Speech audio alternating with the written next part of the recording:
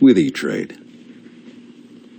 401ks were actually never designed to be the primary retirement savings vehicle, but they've evolved into that. And as you can see from the number in my lead, the median amount in the accounts is $18,433, and that's just not enough to retire on. Fidelity has an investment that out-of-pocket health care costs alone are going to come to $220,000 for a couple.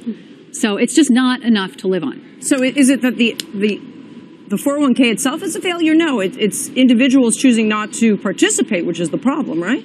Well, individuals have had a hard time putting money in. It's only recently that a lot of companies have started adding the automatic enrollment feature to their accounts. And a lot of people have had a hard time putting money away with middle-class wages stagnating and college costs rising. Those things started happening right at the time that 401ks took off. I covered the beginnings, the early years of 401ks back in the early to mid 80s, and I distinctly remember that we were being sold this story that pensions are going away, the defined benefits.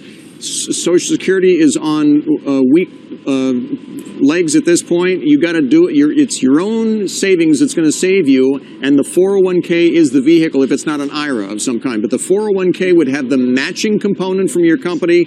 Why wouldn't you go into a 401k? But, there are so many rules, and then you're left to your own devices, and the choices were pretty small. I mean, there are all kinds of reasons why 401ks have not become the be-all, end-all, right? That's exactly right. I mean, aside from the difficulty that people have had saving for whatever reason, a number of plans have had limited investment options. Some of those options have had really high fees.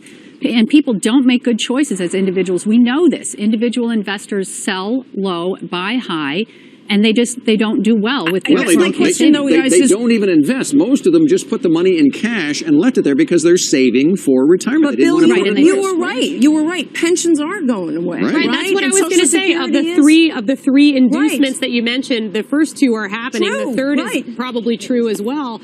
So it seems like maybe the system does need to be fixed. But again, Michelle raises the point that people need to save more. They need to take advantage of it. Maybe it's a communication issue. Can I give you one example from my family? A lot of family members who worked at Polaroid, and they thought they had a pension. And what happened to Polaroid? And when it was all said and done, their pension got rolled into what was the government version of pensions that they take over. They were going to end up with a lot less money than they expected. And they said, shoot, I wish I'd just been given that money myself. And I could have saved it myself and decided it myself. So it's not like, okay, the 401k may be a failure, but depending on a pension from a company that could be bust 30 years from now is not a good idea either. I don't see how this is the 401k being a failure. Isn't it everything else failing around the 401k and the 401k just hasn't saved the nation? Behavior, lack of communication, there is a discipline involved. People need to be disciplined to save the money to begin with and then pay attention. Don't fall asleep on it, right? People don't have the discipline, but they don't have the financial literacy. We've done a terrible job in this country of teaching people about money.